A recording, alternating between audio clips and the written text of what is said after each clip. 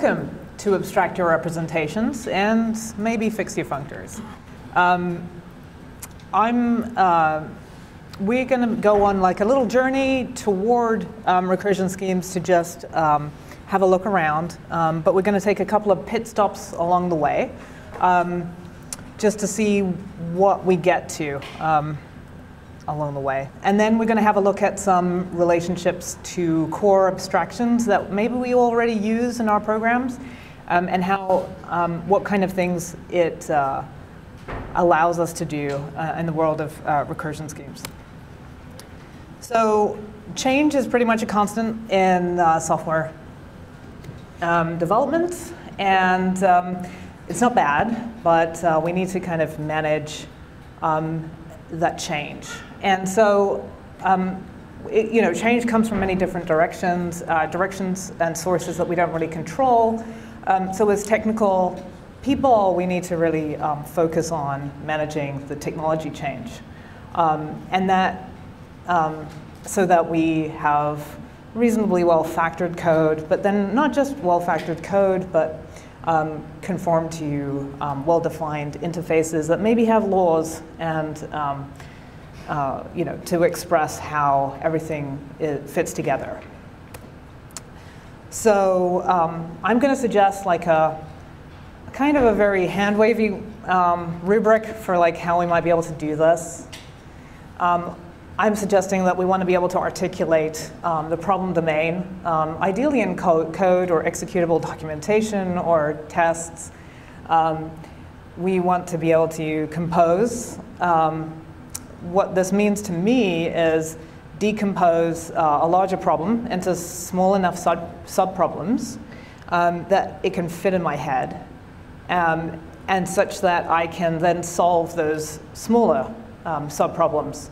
And then I want to be able to use the minimum amount of glue and zero magic to be able to construct a solution. And I want to have that solution have a reasonable chance of being correct according to what I'm looking for, right?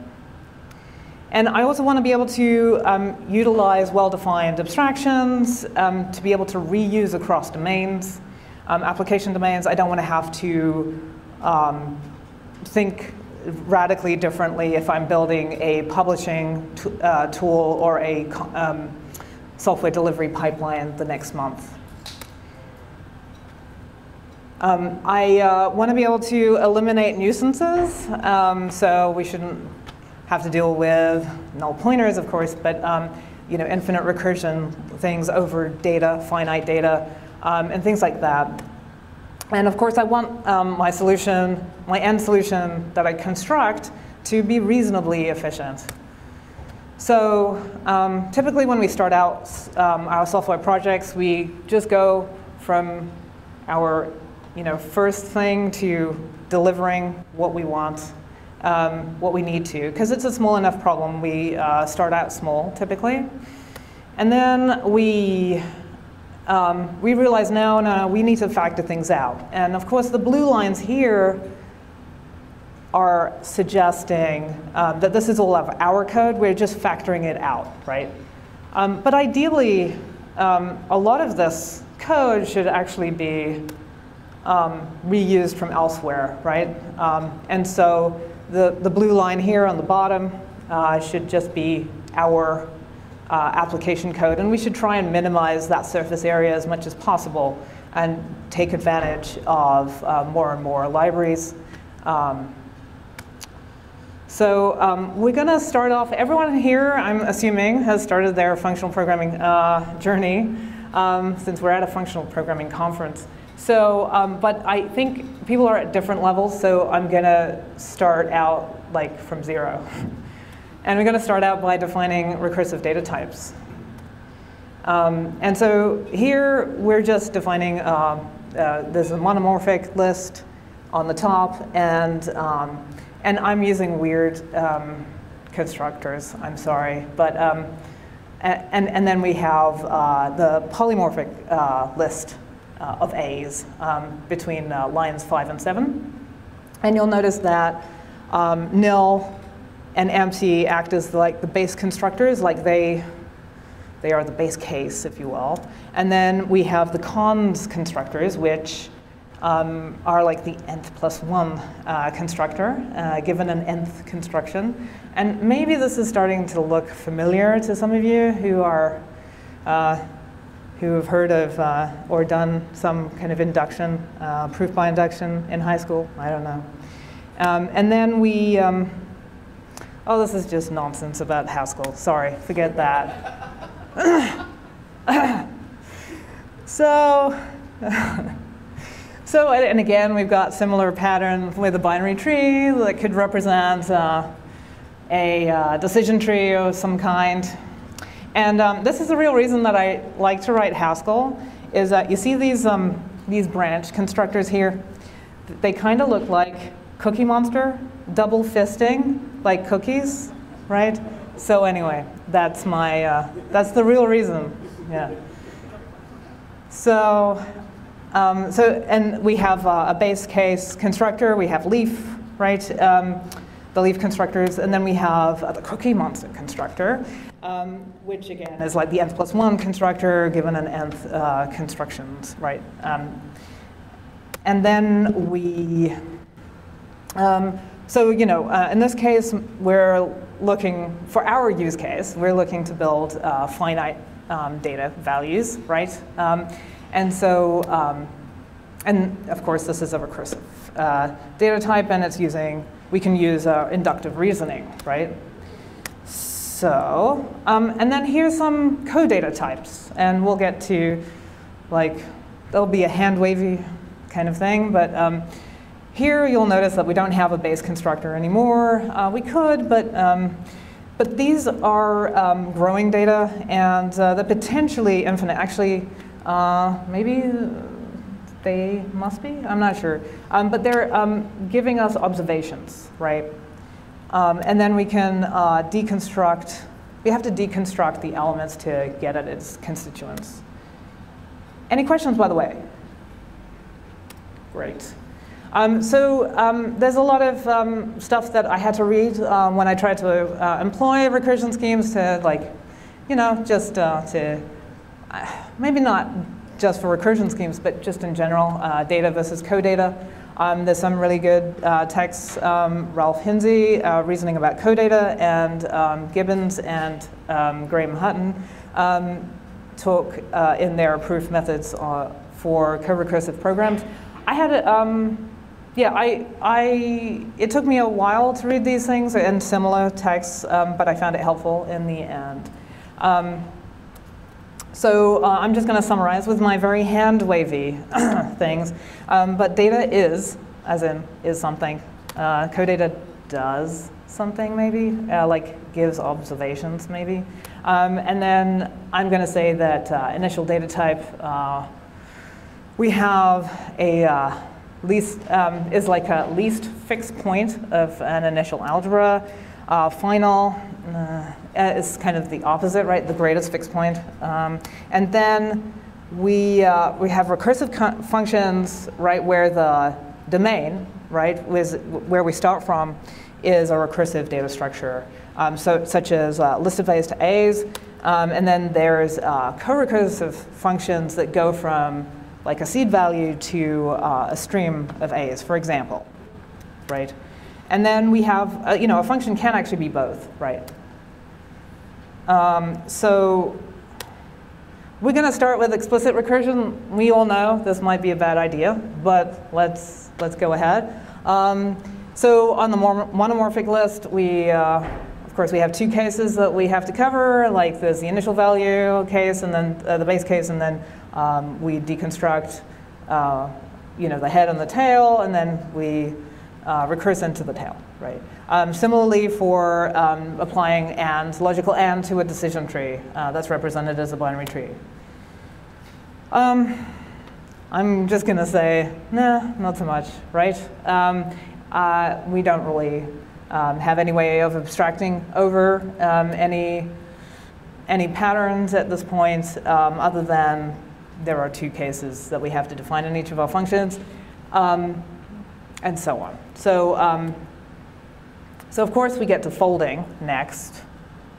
And this is where we start seeing nicer patterns, right? We start lifting things up into functions like the binary operator. We notice that we just pass a binary operator and an initial value, and we get somewhere. But of course, in this implementation, we're still recursing over, we have to know about the structure, right?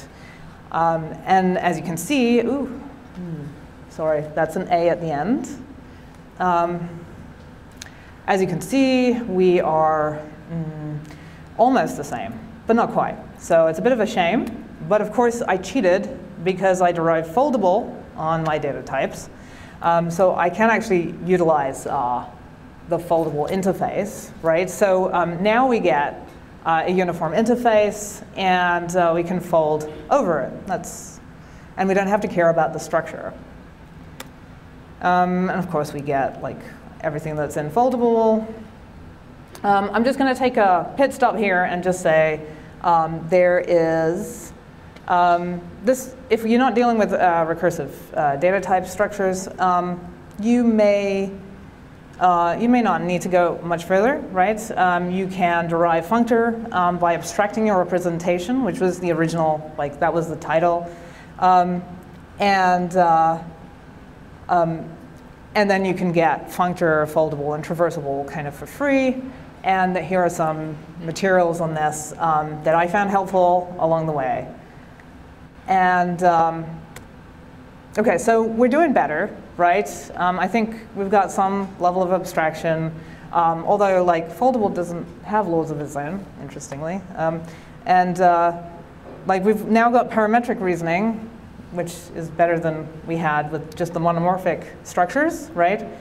And there's some efficiency, like problems, well-known stuff. But the problem is, what if you want to do more than just fold over your structures, right? So you might want to unfold. So you might want to start from a seed value and then unfold from that. We might want to refold either way, so we can unfold and then fold, or we can fold and then unfold potentially. We might want to unfold but terminate early, right? We don't want to have to necessarily traverse the entire structure. And then sometimes we want to look back in our evaluation of things, and as we're processing a structure to reduce it or fold over it, and want to look up values from prior steps, right? But we don't want to incur the cost of those computations. And then other times we may just want to build up programs, right? Based on observations, right? So we feed these, we feed something, a bunch of observations step by step, and then based on those observations, it will determine, oh, this is how I actually want to build it up based on this. And of course, some combination of some of those things. So, recursion schemes. So some of this is going to be a little bit specific to the Recursion Schemes library in Haskell. I will mention what they are. And in fact, there's no fixing, just so you know. OK, so we're gonna have a look at a new thing. This is actually, just ignore line 6 and onwards. We just have a flag, which represents that someone's flagged a comment. So we're going to look at a commenting system, right, on a news site, let's say, right? And we have comments, and they have flags and recommends counters, right? Ignore the dumb constructors there.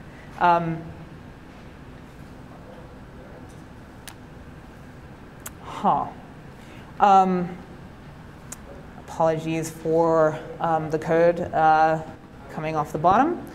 So we first start off defining our recursive type, and then we so that's the comment thread here. It has two constructors, story comment, which doesn't have any, it's not referring back to itself. But then the comment reply can have a parent, right?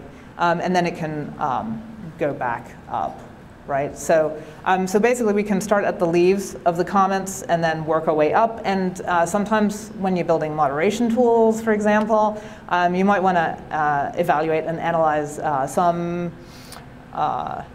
metrics about specific comment threads to be able to identify problematic comments or users or things like that.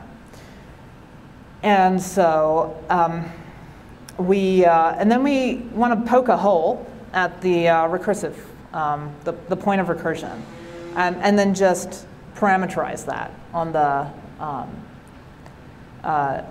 to create a type constructor now.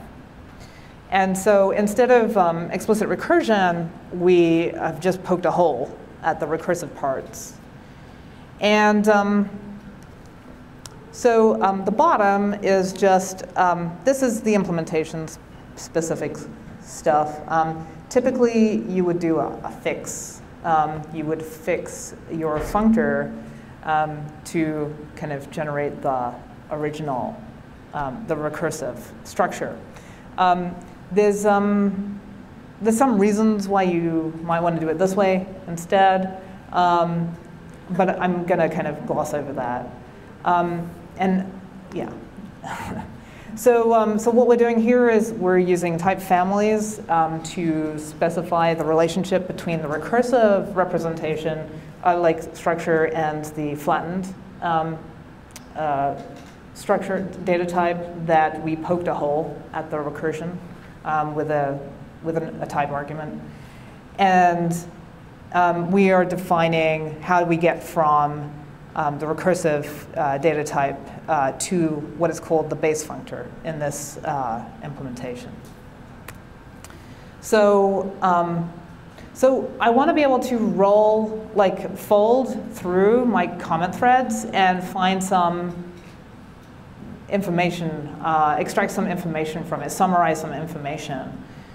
And in particular, we're going to start out really easy with finding the depth of a common thread. And you can see here we're defining this logic at the step level. So it's stepwise logic, right? We don't have, because we have a recursive hole, that recursive hole, which I'm pattern matching on line 2 of the second code snippet, I've named it n. That is just the evaluation of the depth so far from its children. I mean, from the, yes.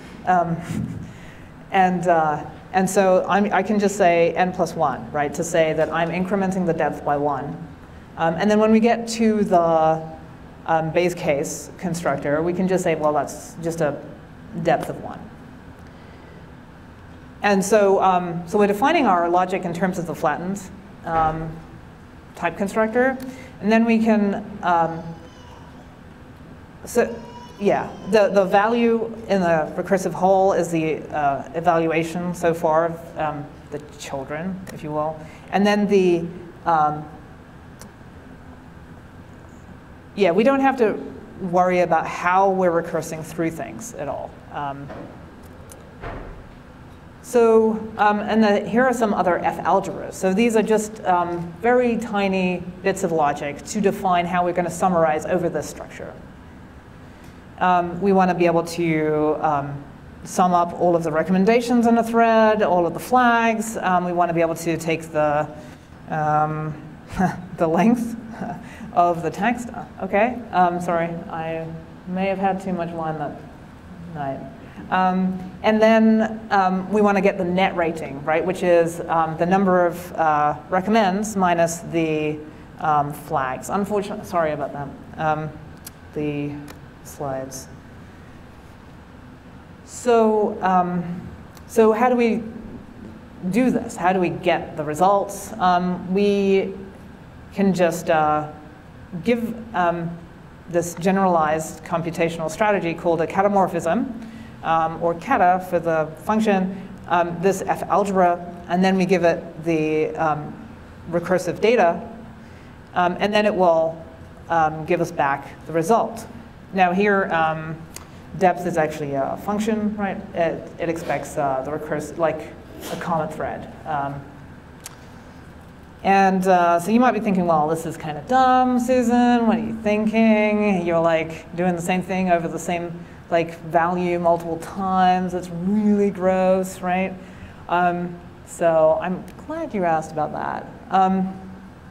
So there's there's a few things to know about. We can take advantage of arrow combinators to be able to piece together different F algebras. So we've got the triple splat, as I call it. I don't know. That kind of like productizes things together. We may be able to use project, right, to go from the recursive type to the base constructor, base functor. And so how would we do this, right? So this is in the REPL, and we just use the and if we wanted to put two like the catamorphism of two F algebras together, and there are like you would do this maybe differently in different ways, right? I read that even though everyone talks about catamorphism meaning downward, like it cata does mean that, like if you look at the Greek and stuff, but it's there is a suggestion on some blog that the original author for the catamorphism and recursion schemes meant it to mean following, as in it follows the structure, and of course cata means like downward. And then we've got, we consume F algebras. We reduce or fold over the recursive structure to get like some kind of summary information. And we can combine these things, these tiny pieces of logic, stepwise logic together in different ways.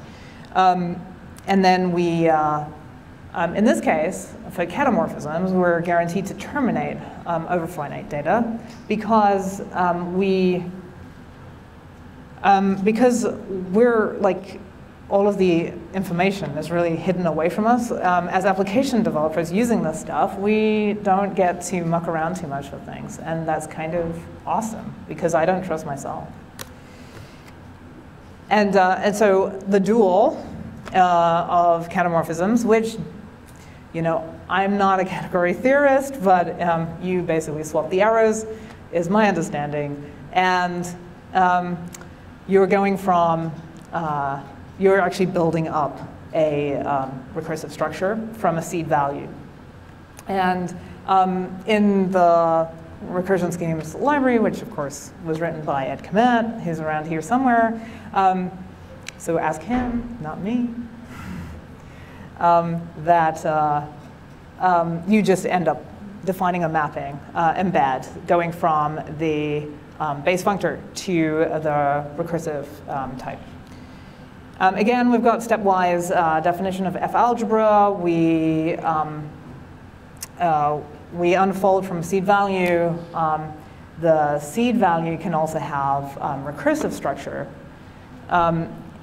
if you want to, you know. And so that doesn't limit you. It doesn't have to be the most basic type or anything. And it's guaranteed to make progress. Oh, damn it. I put the wrong thing on here. So we're going to revisit some data structures that we saw before. We had the binary tree that represented some kind of decision tree. And then if I rename things and then I extract out the structure from the second constructor and put it as a type argument, which will be a star to star, then we get something that looks kind of like this. So, And for those of you paying attention, of course everyone knows this. This is just free, right? And it's pretty much exactly the same when we do this. So free is a more generalized version of some kind of binary tree representing some decision tree kind of thing. And of course, I'm sure you can see what's coming up next. We had this data type from before, annotate, and we're trying to annotate a stream, right? But of course, it doesn't have to be a stream. It can be any star-to-star type. And that just contains an annotate inside. And then if we pull that out, then we get, sorry, there's a typo on here. Apologies. Ignore the baz. And actually, sorry. Yes, I fixed it. I'm sorry. So we extract that out. We have one constructor, yay. We've extracted that structure out. And of course, it's exactly the same as co-free. And so what I'm here to try and impress upon you is that there's a whole bunch of things that are related, abstractions that relate together. With free, you've got recursive and co-recursive, similar with co-free. Recursive gives us access to catamorphisms and paramorphisms, which is kind of like tabulating over a fold, right? Or indexing in that fold. Prepomorphisms are where you apply a natural transformation ahead of time, and then you do a catamorphism. Similarly, there's the jewels on the co-recursive interface. So we have anamorphisms, which we're building up a structure, apomorphisms, where we can actually escape early if we meet a condition, and post-promorphisms, where we're applying a natural transformation after an anamorphism. So, and of course, there's all of the symmetry, which is kind of beautiful. And then when we've got functor, we can just use high-low already and refold. And there's much more, right? So for example, histomorphisms allow us to look up previously computed values from our history, our computational step history. And then future morphisms allow us to build up programs or recursive structures that are based off of observations. And then, so we can keep our logic small, stepwise, and reconstruct solutions without rewriting large parts of our code base. So if we decide to change some of the summarized information, right, it doesn't require that you change a very high, nested loop piece of logic that is going to cause all kinds of grief later on. And so just a review. So I said at the beginning that I wanted to be able to articulate my problem somehow and effectively, right? So I can so that I can concentrate on what I'm actually solving, understand it. Then I want to be able to decompose and solve the tiny problems that can actually fit in my brain, and then restructure, construct up with minimal magic, or actually zero magic, and just a little bit of glue up to a solution. And then I want to be able to abstract, use lawful abstractions like functor. And then maybe I'm already using free to represent, to build up, programs that I build for my domain, right? And then code-free maybe to interpret those things. And then we get this catalog of laws and optimizations and guarantees with recursion schemes. that are found in papers, and some of them are more readable than others. So, your mileage may vary. You do have to invest a little bit of energy, I think. And then, but then when you get there, you start using things, you can figure things out eventually, right? And then we want to eliminate these nuisances, these non-termination things, and things like that. And we want to, and we can take advantage of some rewriting from the catalog of laws that allow us to actually rewrite some of our code in a much more efficient way, and maybe be able to take advantage of parallel kind of hardware and things like that. There's a lot of possibility there. So that's all I got. But do you have any questions? Do you have any questions? Sorry about the slides.